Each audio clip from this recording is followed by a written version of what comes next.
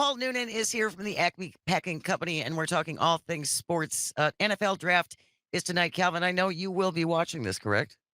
I'll definitely watch the first 10 picks or so, but then it kind of slows down. So who are you watching for? Who are you hoping for? Well, I'm a fantasy football fan ahead of a Green Bay Packer fan. I'll admit that. So I'm most interested in where the quarterbacks are going to land in the first round, Oh, yeah. particularly Drake Maye and Jaden Daniels. I think someone's going to over draft JJ McCarthy. I think that's a mistake, but I think it's going to happen. What do you think about Calvin's picks, Paul? Calvin, I think, is basically correct there. Yes.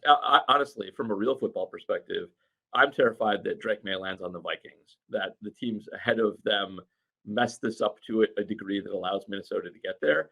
Um, with a lot of quarterback prospects, especially the more raw ones, we usually say, well, they'll be okay if they land in the right position. Minnesota's the right position. Like Minnesota, I think, is well set up to make a lot of the quarterbacks who have some flaws in their game work out okay. I actually think McCarthy'd be okay there, but Drake Maye would be like a potential perennial All Pro if he landed with Minnesota. So to the extent you have rooting interests in the draft tonight, you definitely want Washington or New England to take Drake Maye, 100%, a million times over. And you want JJ McCarthy to fall to the Vikings or Jaden Daniels, honestly.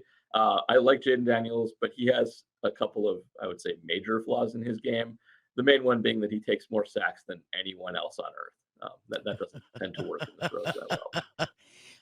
Should there be a special prize for that, Paul? I just feel, I don't know. There should be some acknowledgement for that. Unemployment. We call it the Justin Fields Award, actually, after the. Oh, They're a little more similar than people like to give him credit for.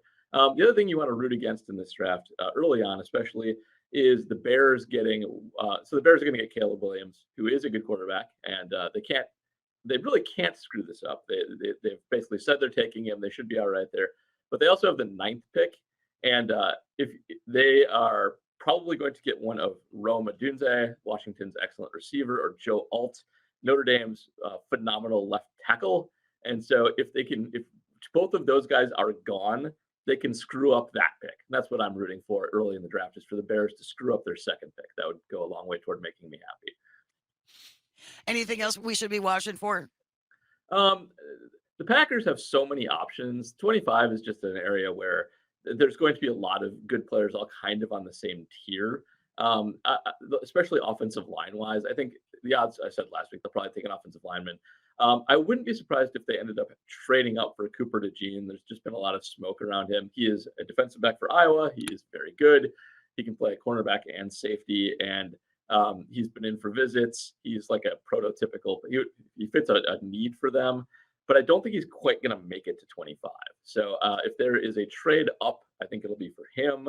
I also won't be surprised if they just trade back for more picks, because at the end of the first round, the guys kind of flatten out a little bit, and they're all of fairly similar level. So if somebody wants to jump up, they'll be doing some deals there.